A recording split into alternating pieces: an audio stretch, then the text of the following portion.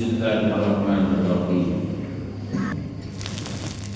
Kita lanjutkan kajian kita masih tentang hadis-hadis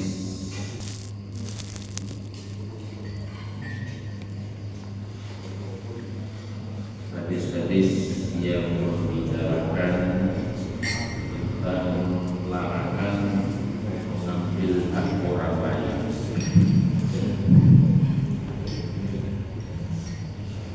An Ummi Salamah radhiyallahu anha. Hadis diriwayatkan dari Ummi Salamah radhiyallahu anha. Anna Rasulullah sallallahu alaihi wasallam qala. Sesungguhnya Rasulullah sallallahu alaihi wasallam bersabda,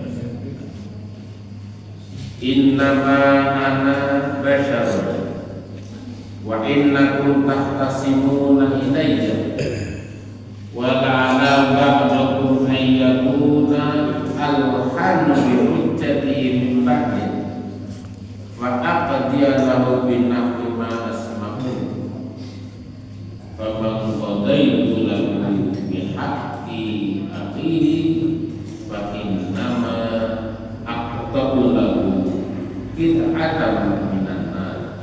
Hadis Rasulullah sallallahu alaihi wasallam bersabda, "Innama ana bashar." Sesungguhnya aku adalah seorang manusia.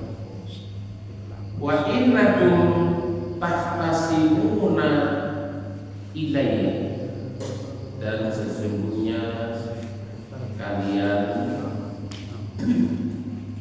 mengungkapkan perselisihan di antara kalian pada dan suatu perkara pro kontra disampaikan kepada kalian. Wala'ala ba'dakum ayakun al-hanu bi hujjati min ba'di. Barangkali di antara kalian mengetahui atau dapat memberikan hukum dengan yang lain. Fa'aqdiya lahu bin nahwi ma asma'u, maka aku akan memutuskan sebagaimana yang aku dengar. Faman qadaitu lahu bihaqqi akhihi fa innama aqta'u lahu qit'atan minan nar. Maka barang siapa yang aku putuskan baginya karena mengambil hak saudaranya, maka berarti aku telah memberi untuknya sepotong api neraka. Mengambil hak orang lain yang tidak ada kaitannya apa. Nah, seperti diputuskan dari baginda Rasul, seperti memberi sepotong api. Artinya apa? Hanya mengambil atau kadang mengambil saja tanpa sendirinya larangan keras. Saya begitu lalu mengambil api neraka. Wa Ibnu Umar radhiyallahu anhu. Hadis diriwayatkan dari Ibnu Umar, anaknya Umar, anaknya Abdullah radhiyallahu anhu. Kayaknya biasanya kalau satu itu radhiyallahu anhu itu saja, karena yang radhiyallahu anhu Abdullah bin Umar dan Umar. Qala, berkata Ibnu Umar, perkataannya qala Rasulullah sallallahu alaihi wasallam. Rasulullah sallallahu alaihi wasallam bersabda, "La yazalul mu'minu fi fi fushatin min dinihi ma lam yusrik daman haraman. Hadis rawahu la yazal sesungguhnya orang mukmin selalu berada fi fushatin min dinihi, selalu berada dalam kelapangan beragama, artinya beragama bebas, lapang beragama. Malam musik daman haraman, selama dia orang itu tidak berlaku atau tidak melakukan pembunuhan. Ini kalau ada orang sampai membunuh orang lain, Allah itu haramnya haram apa namanya? Hukum. Saya begini, sering saya sampaikan di dalam ajaran agama kita ada namanya maqasidus syariah. Maqasidus syariah itu tujuan. Maqasid itu tujuan.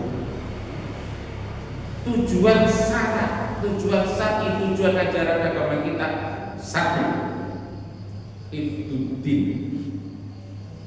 Ini wajib semua punya fardu ain. Hifdzuddin, kita wajib menjaga agama. Agama tidak boleh disia-siakan, dilecehkan, dihina dan sebagainya. Karena kalau ada yang sampai melecehkan agama, kita wajib membela. Satu. Yang kedua, hifdzun nafsi, menjaga jiwa. Sehingga kita berkewajiban menjaga jiwa ini. Kalau ada orang yang mau menyakiti kita, wajib untuk kita bilang. Dilarang, pembunuhan itu dilarang. Kecuali ada pembunuh yang tidak diharapkan. Ya karena seorang al-bujuk yang mengeksekusi seseorang yang terpidana mati, itu tidak apa-apa karena itu dibolehkan. Nah, itu tidak boleh membunuh, makanya wajib menjaga jiwa, wajib. Yang ketiga, hifdzul akli, menjaga akal kita ini wajib kita jaga. Tidak boleh dan hukumnya haram kalau kita berbuat sesuatu yang menyebabkan akal kita tidak sehat. Kalau akalnya tidak sehat, apa itu? Wajib. Dan ini mohon maaf, akal ini merupakan fondasi penerimaan kewajiban dari Allah.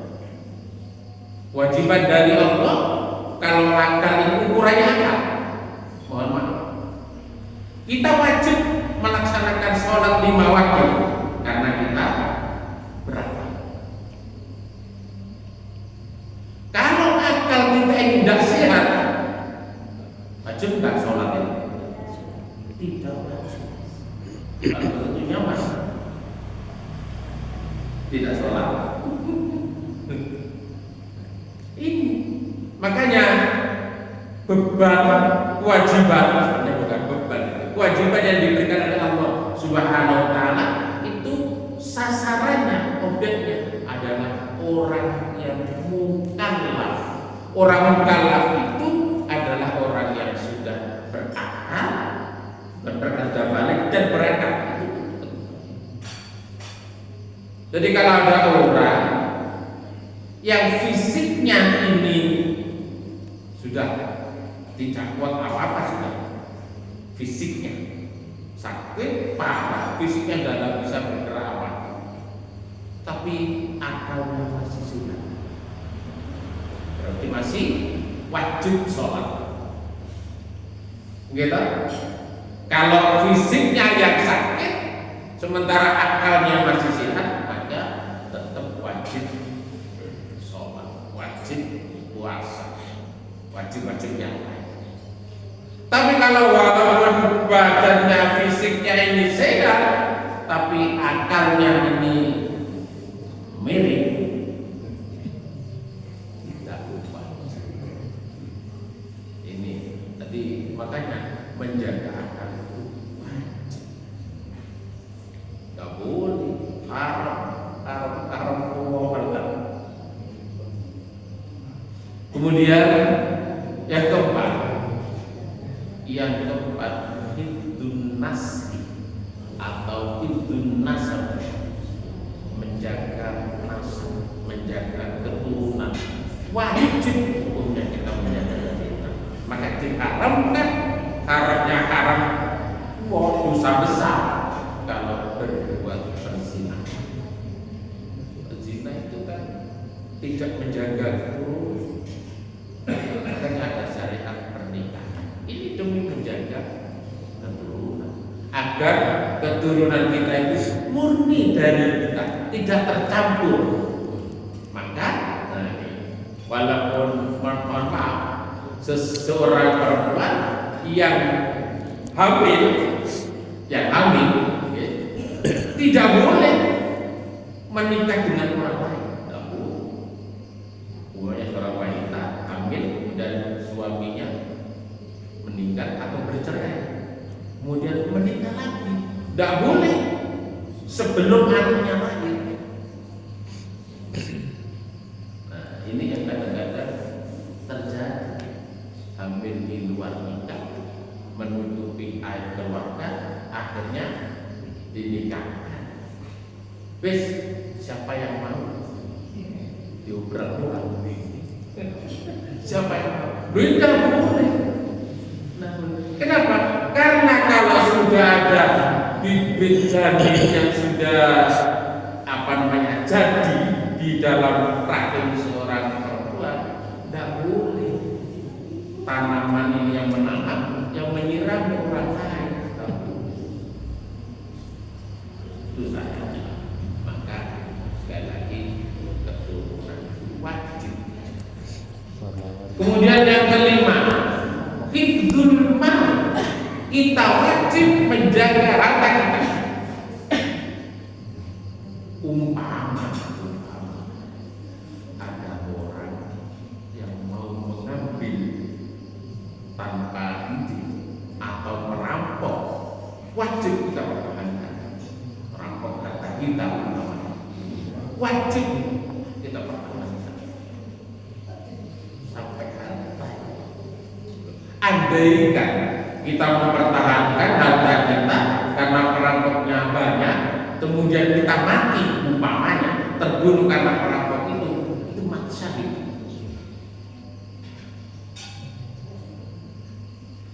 Paham ya? Jadi menjaga harta. Makanya ada kaitannya dalam mengambil hak orang lain, menyebabkan. Nah, ini awalnya dari main. Kemudian saya mengikuti ceramahnya Kiai Ma'ruf Amin, ada 3 tambahan. Ini juga merupakan kewajiban. Kiai Ma'ruf Amin itu menyampaikan ketika sambutan menjadi wakil presiden kemarin. Nah, menambahkan yang pertama tambahannya yang saya ikuti dari Kiai Ma'ruf Amin. Hifdzul waton. Apa itu? Menjaga negara. Wajib kita menjaga. Ini negara kita, wajib kita pertahankan. Kan begitu. Kalau ada orang atau negara lain mau merampas negara kita, mau menjajah, wajib kita pertahankan. Itu waktu. Kemudian tambahan yang kedua, hifdzul amni wassalam. wajib menjaga keamanan dan keselamatan. Nah, ini semuanya, bukan hanya tugasnya Pak Komandan, tapi semua wajib menjaga keamanan dan umpama di lingkungan kita tidak aman, umpama tapi kita tidak bisa beribadah dengan tenang. Jangan-jangan pas sholat ditembak dari belakang. Ya ini kan, makanya wajib menjaga keamanan dan keselamatan. Maka tidak boleh berbuat lemah, berbuat yang membuat masyarakat menderita. Kemudian yang terakhir, hifdzul li'ah, menjaga lingkungan. Ini saya akan sebut tambahannya dari Yai Ma'ruf ini. Menjaga lingkungan, dan kita wajib lingkungan yang ada di sekitar tidak boleh kita rusak. Menjaga kebersihan. Yang menjaga anak-anak lingkungan.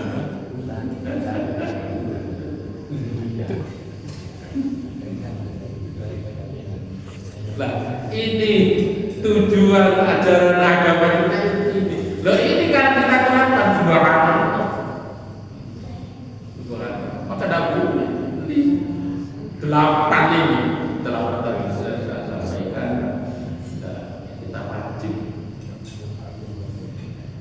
Makanya kalau menurut Gus Baha itu menyampaikan sudah, kita sebagai manusia yang beriman, yang bertakwa, sudah kita berbuat baik, jangan sampai berbuat yang mendatangkan dosa. Itu toh enteng sekali.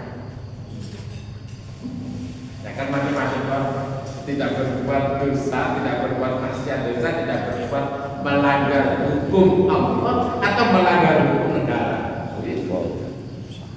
Karena pelanggaran hukum Allah atau hukum negara pasti ada sanksi.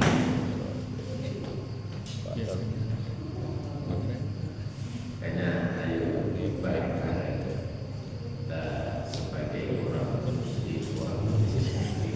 kita laksanakan ajaran agama kita, kalau kita laksanakan dengan baik, yakin bahwa itu akan membawa kebahagiaan dan kemaslahatan.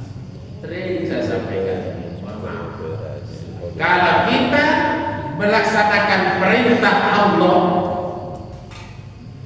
perintah apa saja sudah, baik itu perintah yang sifatnya anjuran atau sunnah atau yang wajib, kalau kita laksanakan perintah Allah itu pasti akan mendatangkan kebahagiaan dan kemaslahatan.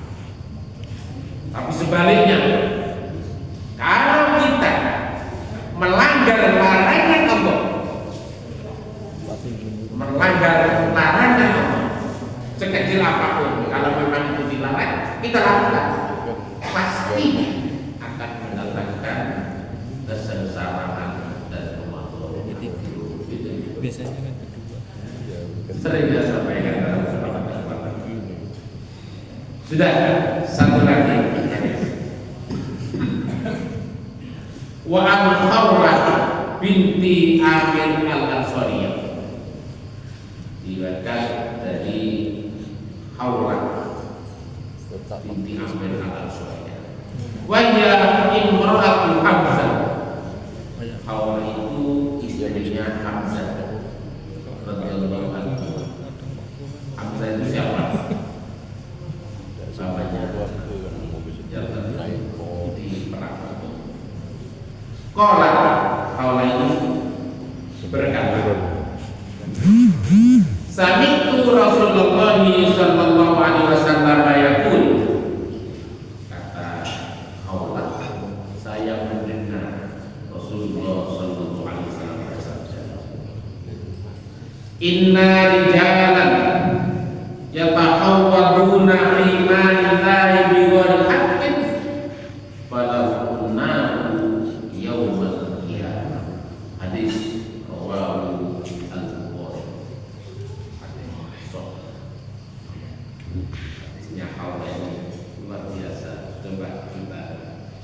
Inna rijalan yataqawwaduna fi malillahi bighairi haqqin.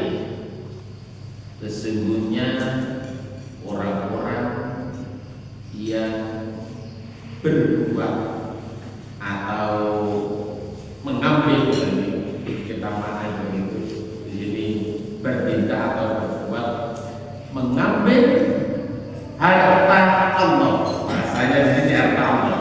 Harta Allah itu ternyata ditafsiri di sini, di hadis ini adalah harta kaum muslimin, harta orang Islam. Barang siapa yang mengambil harta orang-orang muslim bighairi haqqin, tanpa hak, apa terjadi? Naru yaumal qiyamah. Nanti di hari kiamat orang itu akan mendapatkan ampun neraka.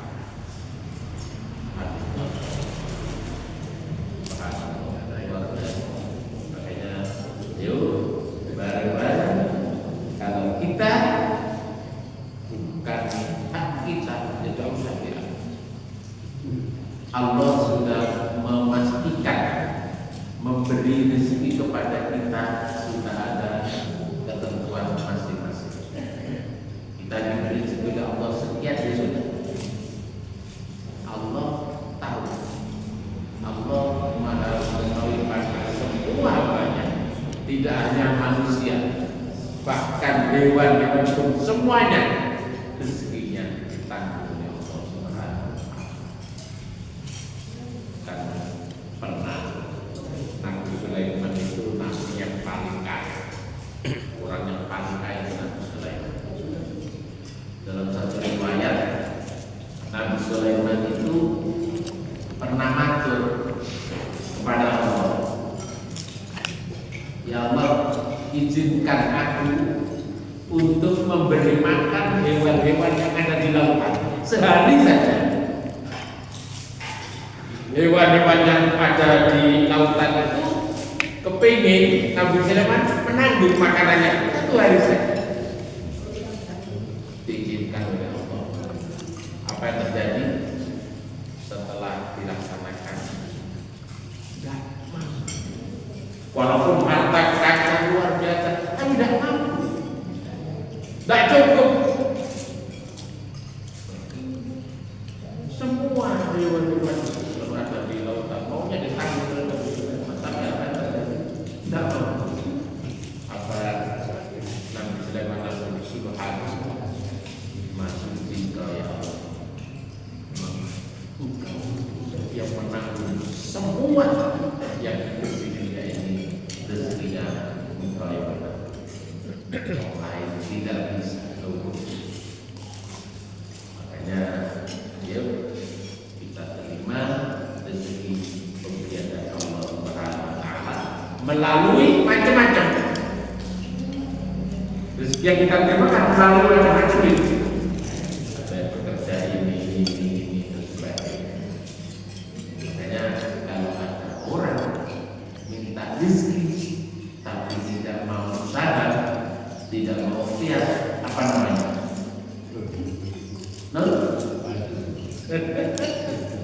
Minta rezeki hanya ibadah saja, sholat, macam-macam ini, tapi minta rezeki, tapi tidak mau, tidak mau ini,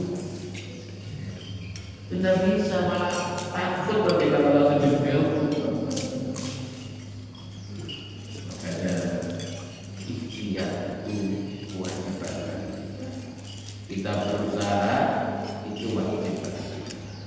Tapi hasilnya ini, hasilnya kita serahkan kepada Allah Subhanahu wa Ta'ala. Begitu. Jadi usaha kita belum tentu diberi sesuai dengan keinginan kita. Kalau kita tidak berusaha, namanya frustasi atau putus asa, dan itu dilarang.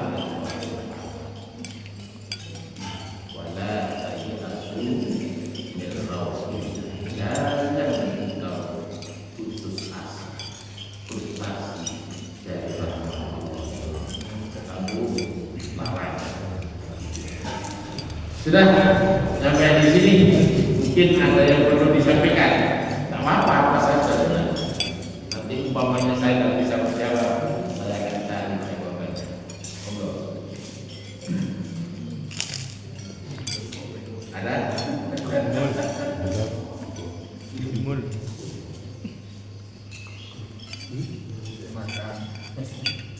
Jangan. Monggo.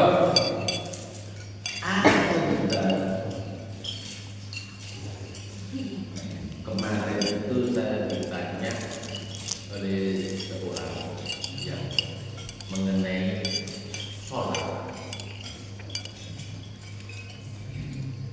Kita semuanya kan tahu sholat wajib itu berapa kali? 5 kali. Kalau bertanya sholat wajib itu berapa kali? 5 kali dalam sehari semalam. Kalau sholat wajib ada berapa? 6. Kalau sholat wajib ada berapa? Ada 6. Maksudnya begitu. Ada Jumat masalahnya. Nah, sholat wajib sehari semalam 5 kali. Sholat itu merupakan penyembahan seorang hamba terhadap Tuhan. Gitu? Kita sholat, ini kan hakikatnya kita menyembah. Apa menyembah itu? Non? Berserah diri. Kita sholat, itu hakikatnya kan kita menyembah kepada Allah, mengabdi. Kita itu hambanya Allah, maka hambanya Allah, apapun yang diperintahkan oleh Allah, mestinya kita ikuti. Begitu.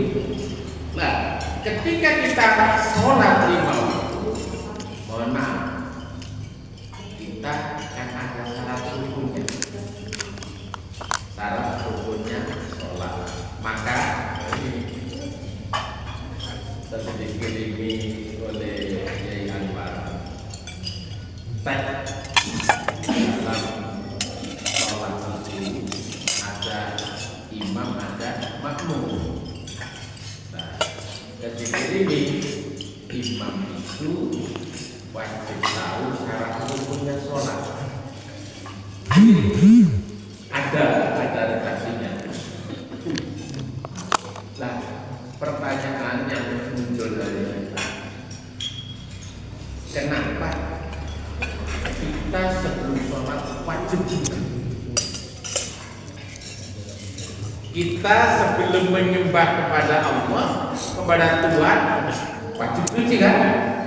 Suci badan dari najis dan hadas, suci pakaian dari najis, suci tempat dari najis. Kan begitu. Sementara agama lain, mohon maaf, sementara agama lain, kalau umatnya, pemeluknya mau menyembah kepada Tuhannya, kira-kira ada nggak kewajiban bersuci dulu? No?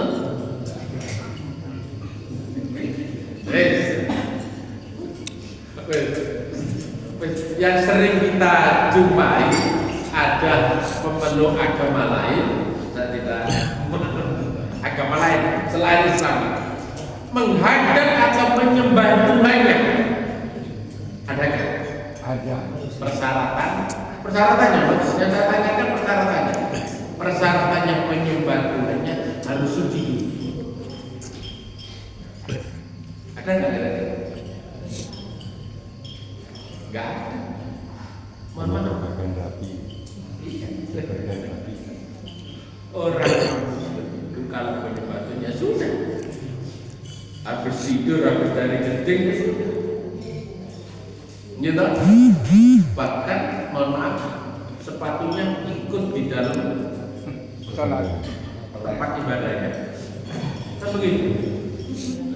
Nah, kenapa orang Islam kalau menyembah Tuhannya wajib suci? Bahkan saya sampaikan kemarin fisik. Kalau kita menyembah Tuhan kita karena Tuhan kita, Allah itu adalah zat yang maha suci. Paham ya? Allah Tuhan kita itu adalah zat yang maha suci. Apa artinya Al-Qudus itu? Maha suci. Maka hambanya kita ketika mau menyembah atau menghadap pada Allah SWT harus suci. Nah, inilah yang menjadi saya sampaikan. Sebenarnya kalau kita menghadap Allah, sholat umpamanya sudah suci. Mestinya tidak hanya suci secara zahir, tapi batinnya juga suci. Ini yang kita perlu bisa. Kalau zahirnya suci bisa. Kita suci dari hadas berwudu, suci dari najis kita hilangkan aja bisa. Tapi suci batin itu yang masih sulit. Tapi walaupun ini kita berusaha, kalau kita sholat karena itu menghadap Allah, ayo kita persiapkan dari rumah, badan kita, pakaian kita suci, jiwa kita, hati kita berusaha suci. Kan begitu? Dapat dipahami ini? Loh, kalau jiwa raga kita ketika menghadap Allah Subhanahu wa taala suci, insyaallah jelas nanti yang disampaikan oleh baginda Rasulullah sallallahu alaihi wasallam. Mikrotnya as-shalah. Mikrotnya orang mukmin itu sholat. Makanya kalau ada orang yang sholatnya luar biasa, sudah tidak ingat kepada apapun, hanya pada Allah Subhanahu wa taala. Itu makanya kalau orang bisa semacam itu, wajada akan menemukan halal itu inti saya beriman. Ini yang kadang-kadang kita itu, bukan kadang-kadang, seringkali tidak bisa. Tapi kita belum berusaha. Ya sudah, dari rumah kita niat bersih karena kita menghadap Allah sudah. Apapun yang terjadi sudah. Alhamdulillah, begitu. Monggo, ada yang ditanyakan? Oke.